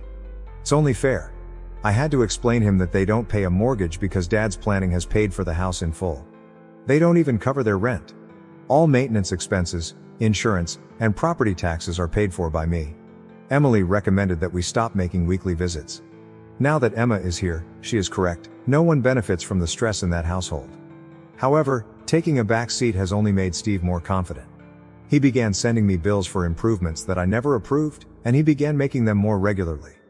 I should be more sympathetic of Mom's new life, according to Mom's sister, who called me recently. I attempted to explain Dad's intentions and my legal obligations, but she simply accused me of being trapped in the past. "Steve makes her happy. Why can't you just let them make the house their own?" she asked. I found out this week that the growth markers that recorded my height from the ages of 3 to 18 had been removed from the kitchen door frame. Every birthday, Dad would measure me and write the date next to each mark. "It's just an old door frame. We can't keep every piece of wood just because your father touched it," Mom remarked when I confronted her about it. I now spend more time sitting in Dad's old chair, the only piece of furniture I was able to keep, in my own garage. Mr. Anderson advises me to begin considering long-term fixes. Legally, the house belongs to me, but I will eventually have to make some difficult choices regarding its destiny. When does being the bad guy become more important than preserving your father's legacy? And when your whole family opposes you, how do you defend the moral high ground? Update 2. I appreciate all of your advice regarding my previous post. The situation has reached a breaking point and I've finally made a choice that will most likely alter everything. I spoke with my financial advisor about the house situation last week. We may make a sizable rental income, enough to cover Emma's future college fund, because nearby property values have risen by 40% in the last 3 years. I discovered at the discussion that I had been so preoccupied with the sentimental elements that I had failed to take into account the financial ramifications of allowing Mom and Steve to live rent-free. Everything went haywire when I brought this up to Mom in our weekly conversation. She yelled into the phone, "You can't do this to us. This is where we call home. Steve has worked really hard on it." She refused to listen when I tried to explain that I was only considering my choices. She continued to talk about all the enhancements they had made, utterly disregarding the fact that I had never given my approval for these changes. An hour later, Steve called. He was upset, and his tone was different from his usual arrogant demeanor. "Listen here," he announced. "In this house, we have established a life. Because you're missing your father, you can't just walk in and ruin everything." He interrupted me when I attempted to explain the financial issues, stating that they now had sweat equity in the property. I reminded him that the house belonged to me legally. "There's a reason why Dad left it to me." "Your father isn't here anymore," he replied. "You must consider the living." I talked to Emily about it and talked to Mr. Anderson about it before deciding on it the following day. When I arrived at the house, Mom and Steve were working on yet another remodeling job. In the dining room, they had begun ripping out the original crown molding, which Dad had specifically milled to blend in with the house's antique style. That image made me more determined. "They have 2 weeks to find another place to live," I told them. Mom burst into tears at once, accusing me of being callous and harsh. Steve tried to scare me by arguing with me about my inability to throw them out on the street. He began enumerating all of their local ties, including his place of employment, their church, and their neighborhood pals. When faced with challenging circumstances, I maintained my composure and firmness, as my father had taught me. I declared, "This is my property. Dad left it to me for a reason, and I'm exercising my legal right as the owner." Steve's cheeks flushed, and he began to enumerate all the money they had spent on upgrades. I informed him that the historical value of the property had actually been diminished by these unapproved alterations. When Lisa returned home and joined the debate, things became worse. Mom utilized her pregnancy as emotional leverage right away. "How are you able to treat your stepsister in this way? She will give birth to a child." Although Lisa's pregnancy is significant to them, I had to tell them that it does not affect my property rights and that she is not my stepsister. There has been an ongoing assault of emotional manipulation ever since. Mom's whole family has banded together to oppose me. Her sister called, sobbing, and said their parents wanted to make sure Mom was safe. Messages regarding the challenging rental market were left by Steve's brother, a local real estate agent. Long messages on Christian ideals and family loyalty are even coming from distant cousins who I hardly know. Dealing with family friends who have known me since my early years is the most difficult.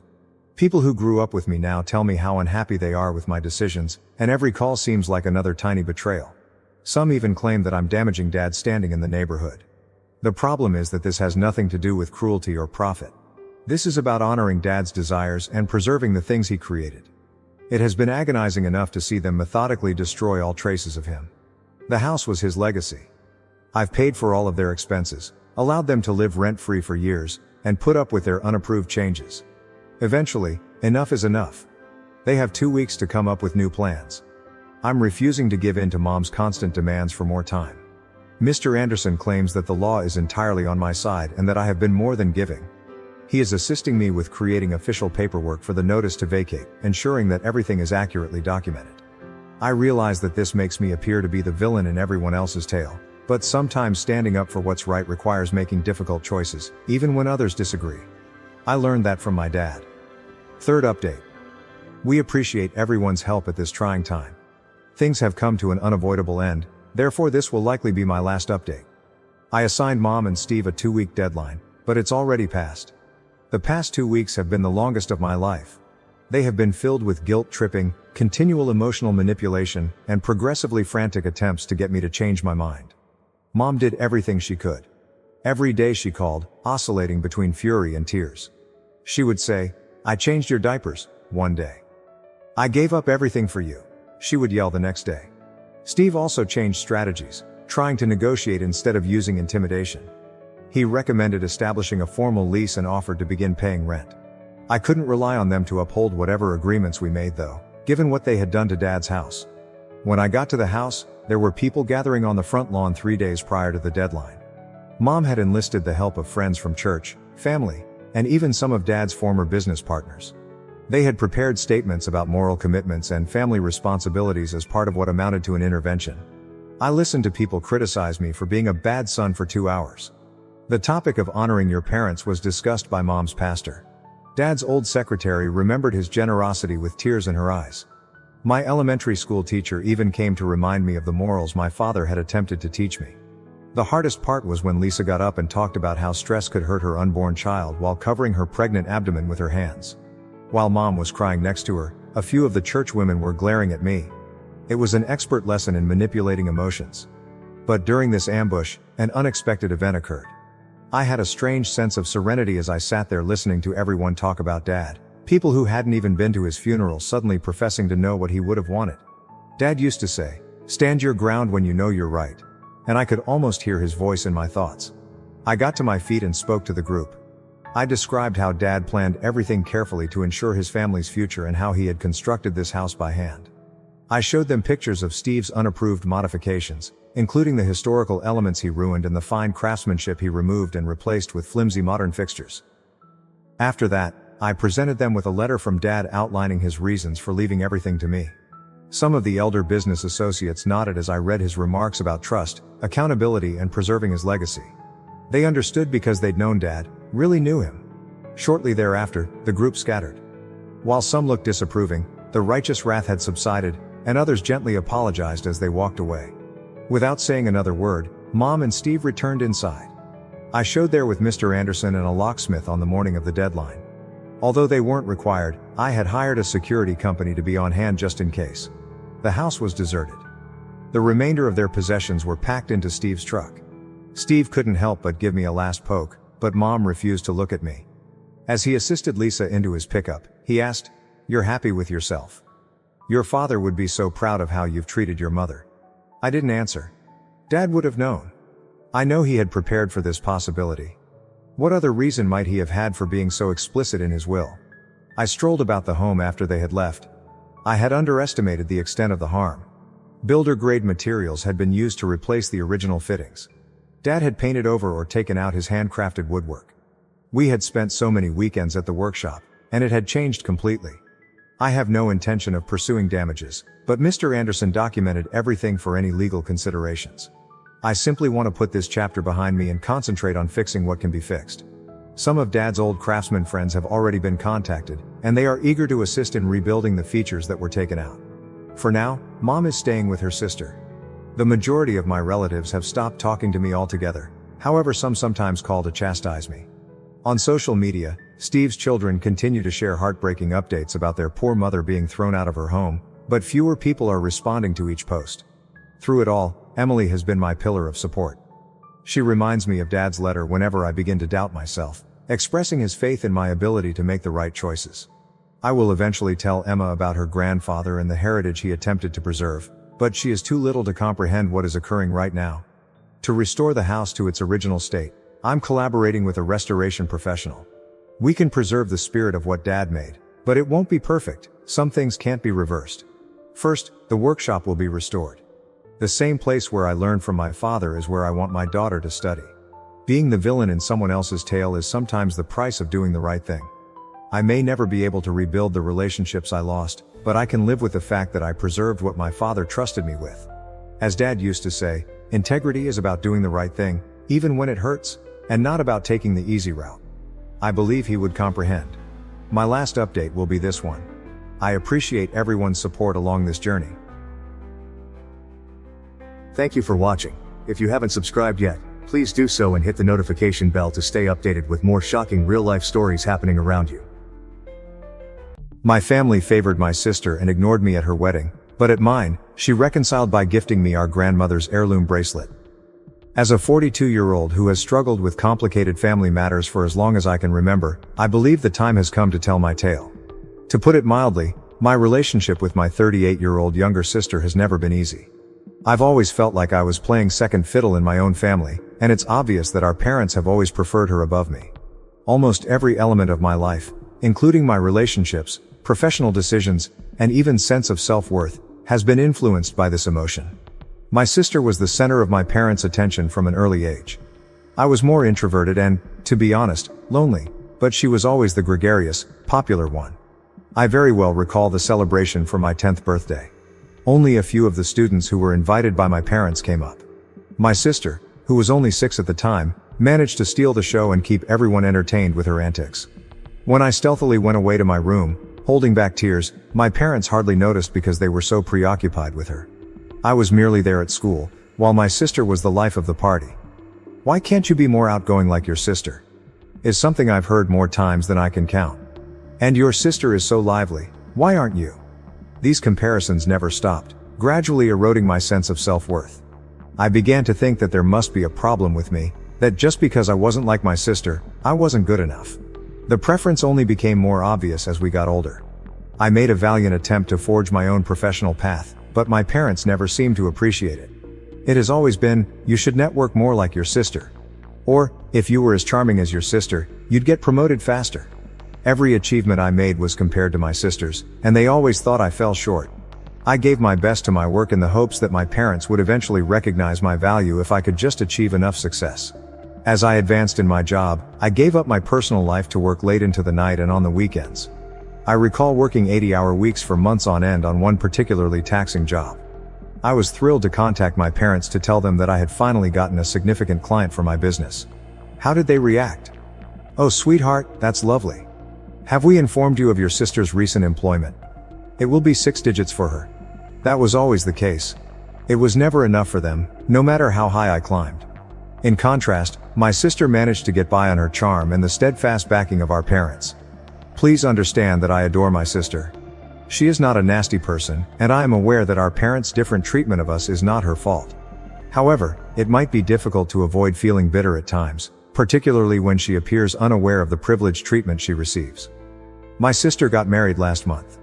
It would be an understatement to say that our parents were ecstatic. They dedicated a large portion of their cash as well as their hearts and souls to organizing the wedding. I thought it may be an opportunity for us to strengthen our family ties, so I offered to assist with the preparations, but I was graciously turned down at every stage. "Oh, you're so busy with work, we wouldn't want to bother you," they'd reply. In actuality though, they didn't want me to get involved.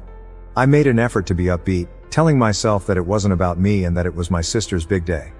However, I began to feel increasingly alienated from my own family as the wedding day drew near. When I learned that my parents had asked my sister's best friend to be her maid of honor without even taking me into consideration, it was the last straw. My mother simply remarked, "Well, you're not really the maid of honor type, are you?"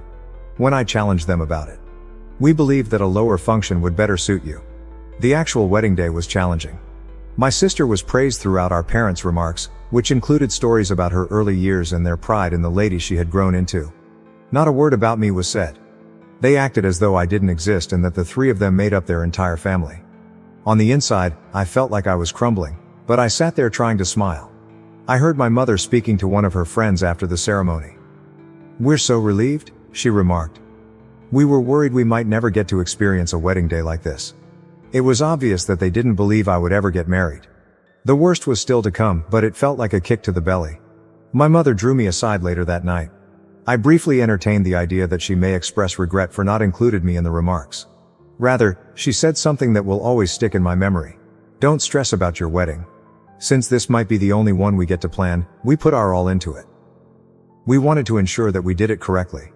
Something broke inside of me at that very instant.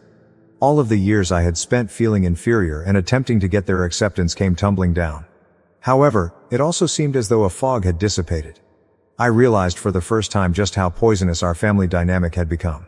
The problem is that I'm not some lonesome spinster that they should be concerned about. 39M, my amazing fiancé, believes in me and loves me for who I am, not what he believes I should be. He has supported me through all of this family dysfunction over our 2 years of dating. It was him who persuaded me to go to therapy and begin addressing my problems with self-esteem. 3 years ago, I met my fiancé during a seminar at work. I was reluctant to let him in at first. I'd been scared of partnerships for years because I felt unworthy. However, he was gentle and patient, gradually dismantling the barriers I had put up around myself. I can still clearly recall the instant I knew I was falling for him. As we spent a peaceful evening together, I told him about a challenging workday. He simply listened without trying to solve problems or make things better. Then he said, "You realize how wonderful you are?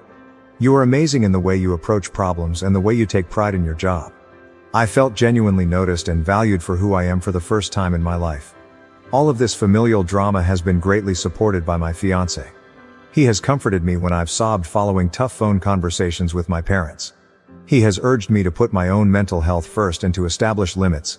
Furthermore, he has never made me feel inadequate or likened me to my sister.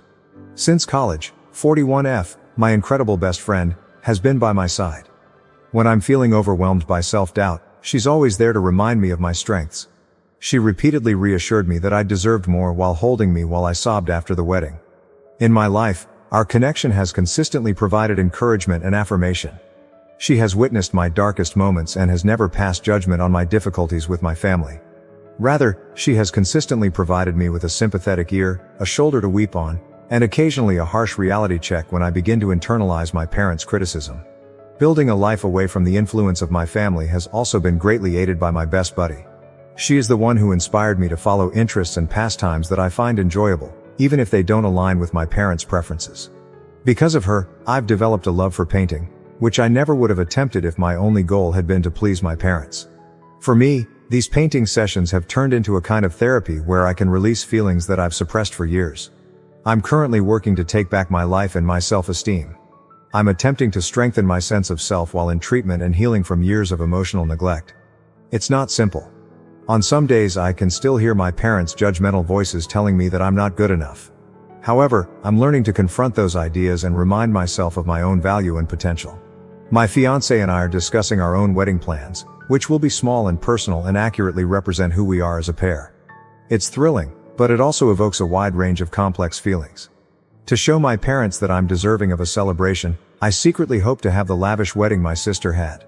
However, I'm making an effort to remind myself that this day should be about me and my fiancé, not about giving my family proof of anything. I'm also trying to figure out why my sister and I are treated so differently by our parents in therapy.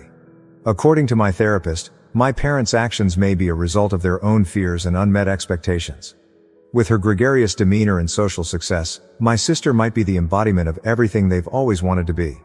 They might be reminded of their own perceived shortcomings by my more reserved demeanor and emphasis on professional achievement. This lets me see them as flawed people rather than as all-powerful people whose approval I must gain, even while it doesn't justify their actions. However, I'm having trouble deciding how to proceed with my family.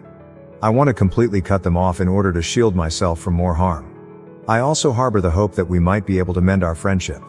However, I'm not really sure where to begin. I've considered going up to them and telling them how they've harmed me over the years, but I'm scared they'll just brush it off as they always do. Even worse, they'll reverse it and blame me for my sister's success, saying that I'm the issue because I'm too sensitive or envious.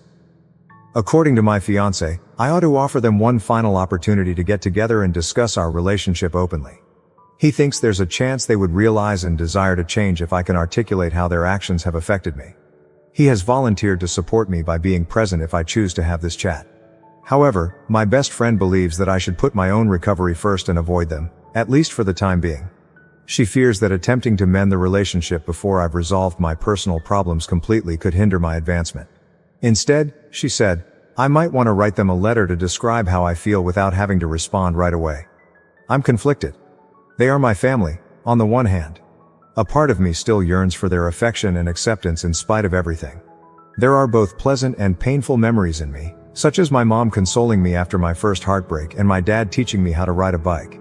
I question whether it's worth struggling for those moments of connection. However, I'm worn out after years of trying to live up to their expectations only to be ignored and underappreciated all the time. I'm concerned that if I keep talking to them, I might not be able to get well and go on with my life. Additionally, I fear that my future children will experience the same suffering and insecurity that I have. As I type this, I'm aware that I've never really put all of these emotions into words before. It is both overpowering and somewhat freeing. I've devoted a significant portion of my life to attempting to fulfill the expectations of my parents. I'm now at last beginning to understand who I am and what I desire. I'm looking to you, Reddit, for guidance. How would you respond if I were you? How can I handle this complicated familial situation? Should I concentrate on starting a new family with my fiancé and friends who genuinely care about me? Or is there any chance that we may mend our relationship? If any of you have experienced comparable circumstances, how did you respond? Was it best for you to keep your distance from your family, or were you able to mend your relationship with them? How did you handle the guilt and the pressure from society to keep family ties intact if you did remove yourself? I appreciate you reading this far. I realize it was lengthy. Finally sharing something with someone, even if they are only complete strangers you met online, feels nice. I would be very grateful for any guidance or words of encouragement. I feel like I'm at a fork in the road and don't know which way to go. However, I am aware that I cannot stay in this state of uncertainty and keep looking for unfulfilled acceptance. A change is needed, but I'm not clear what that modification should entail. First update. 2 months have passed since my last post, and I wanted to give you all an update on what has been going on. Firstly, I would like to express my gratitude to everyone who read my tale and gave me advice. Your assistance has been priceless. The most significant shift has been in how I view myself. I've been going to therapy regularly, and my self-esteem is really improving. I'm working through years of emotional maltreatment and continual comparison to my sister with the support of my therapist. Although it's challenging, I'm coming to value myself regardless of my family's opinion. It has been beneficial to keep a wins journal. I jot down one accomplishment, no matter how minor, every day. I'm gradually coming to terms with the fact that, despite what my family may believe, I am competent and deserving. I've also shared my difficulties with my coworkers. Unexpectedly, a lot of others had comparable experiences, which made me feel less alone and opened up some fantastic mentorship opportunities. My relationship with my fiancé has undergone the biggest shift. Our relationship has strengthened as we prepare for our wedding. Throughout it all, he has been my pillar of support, always ready to listen and offer uncritical support. We've discussed our future in great detail, including how we want to handle family dynamics with our own prospective children. Speaking up about my anxieties of repeating the habits I was raised with has been both frightening and freeing. In addition to being understanding, my fiancé has pledged to constantly work with me to establish a kind, encouraging household. While talking about wedding arrangements last week, an unforgettable moment occurred. To show my family that I'm deserving of a celebration, I acknowledge that a part of me wants a lavish wedding like my sister's.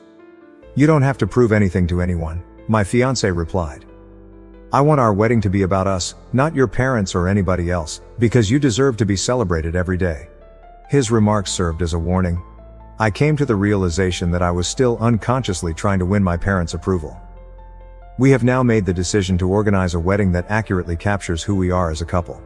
We have made some firm decisions. We intend to have a small, private ceremony with only our closest friends and family, perhaps at sunset on the beach or in a garden. We wish to honor our love and dedication in a cozy, happy setting. We're thinking of combining our love of the outdoors with the romance of beginning a married life by going trekking in a national park for our honeymoon. But I'm not sure if I should invite my sister and parents to the wedding. Reconciliation is something I wish for, but I'm afraid they'll ruin our day or say something cruel. My fiancé has been encouraging and has promised to support my decision no matter what. In order to establish clear guidelines for acceptable behavior, he has even offered to speak with my family if we invite them. My maid of honor, who is also my best friend, has been a huge help. She has immersed herself into the wedding planning process, and her excitement for this new phase of my life has been a lovely diversion from my complex familial feelings.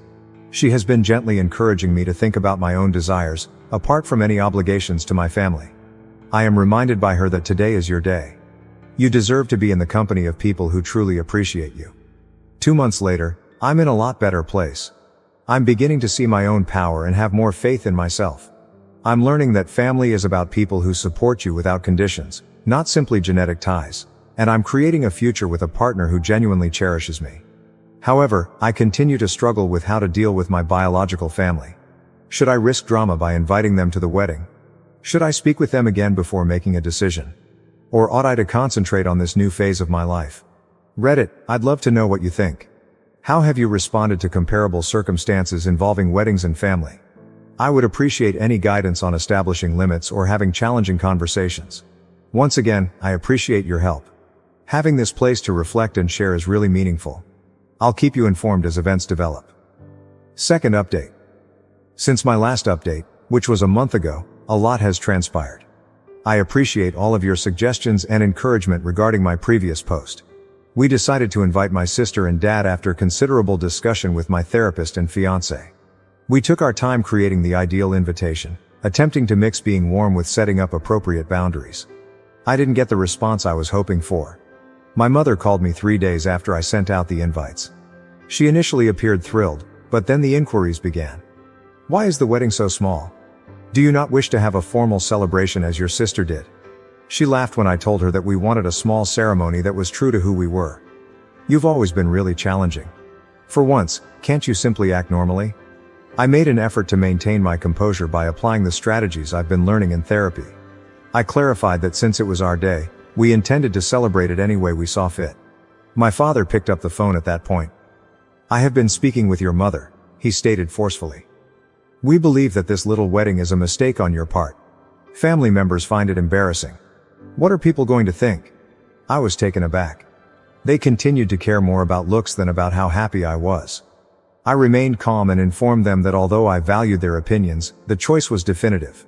My father was upset and my mother was crying as the call ended.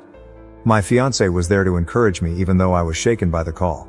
Reminding me that their response was about them and not about us, he held me while I sobbed. My sister sent me an unexpectedly encouraging text the following day. I called her, bewildered. At first our chat was difficult, but she opened up as we spoke. She remarked, "I've been considering our relationship a lot. I had no idea how much you were going through. You know, I've always envied you."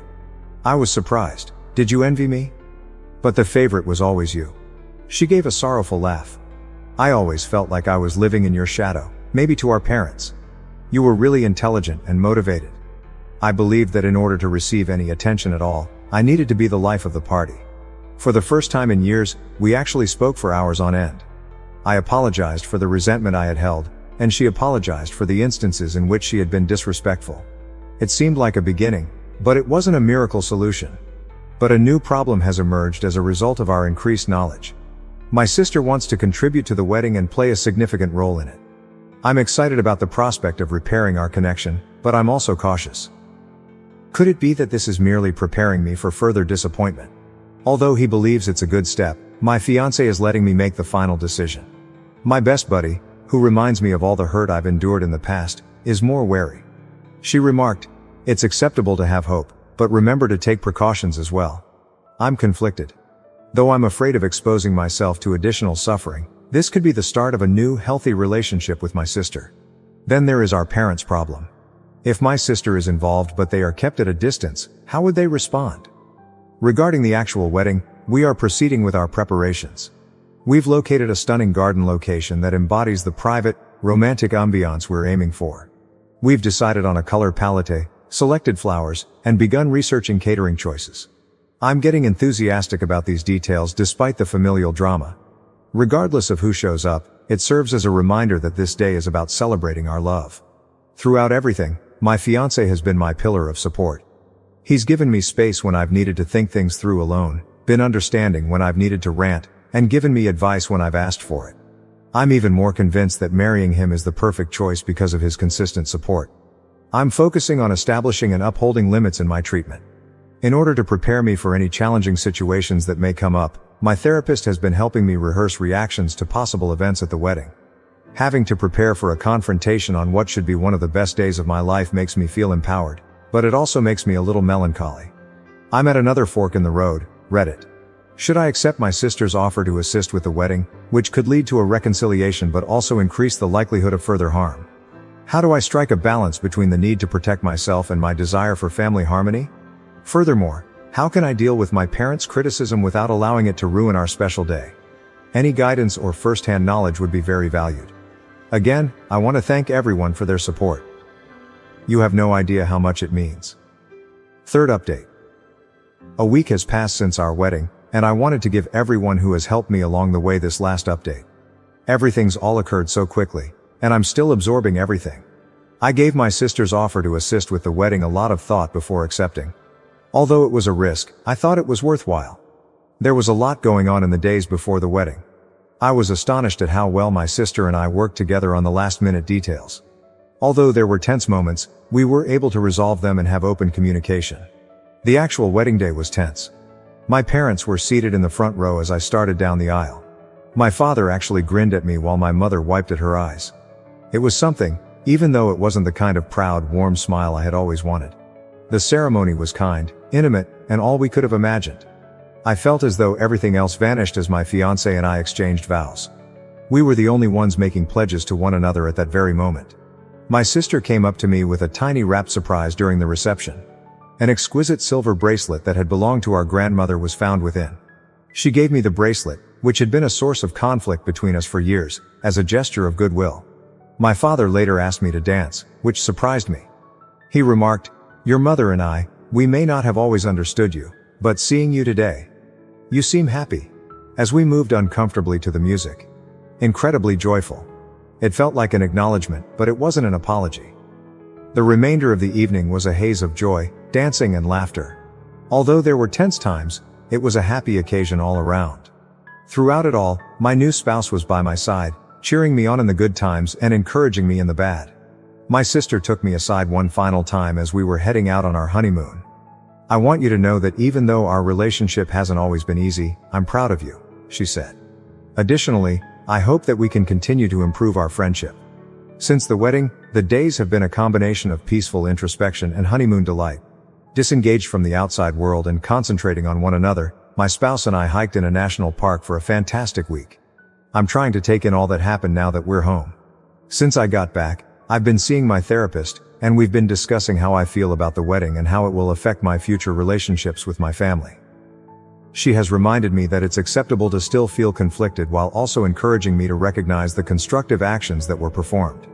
My spouse and I have discussed limits and the type of connection we hope to have with my family in the future. We acknowledge that maintaining open communication is important, but we also recognize that our small family must come first. Since the wedding, my sister and I have texted each other a few times. They have been friendly yet hesitant. Next week, we're going to get together for coffee to discuss this further. Although there is still some tension with my parents, there seems to be a change. When my mother called to inquire about the honeymoon, the conversation was a little stilted, but it lacked the criticism I've grown accustomed to. I'm struck by how much has changed as I think back on the entire experience, from my first post to this point. I'm not gullible enough to believe that our family's problems are all behind us. I'm aware that much work remains to be done, but I feel hopeful for the first time in a long time. This process has taught me a lot about who I am. Even when people don't value me, I've learned to set boundaries, stand up for what I want, and value myself. I've discovered that while it's acceptable to wish for improved ties with my family, their acceptance does not determine my value. Above all, I've discovered that family isn't just about blood, it's also about the people who encourage you, share in your happiness, and support you through your hardships. Through this, my best friend, my spouse, and even some of you on Reddit have been like family to me. I want to let anyone who is dealing with comparable family problems know that things do get better. It may not be flawless. It may not be what you had anticipated. However, there is still hope. Don't be scared to set boundaries. Surround yourself with people that genuinely care about you and keep improving yourself. Once again, I want to thank everyone for their support along this trip. I have greatly benefited from your counsel, support, and shared experiences. Without you, I couldn't have survived this. Cheers to fresh starts, recovery, and building the kind of love and support that each of us deserves. Thank you for watching. If you haven't subscribed yet, please do so and hit the notification bell to stay updated with more shocking real-life stories happening around you.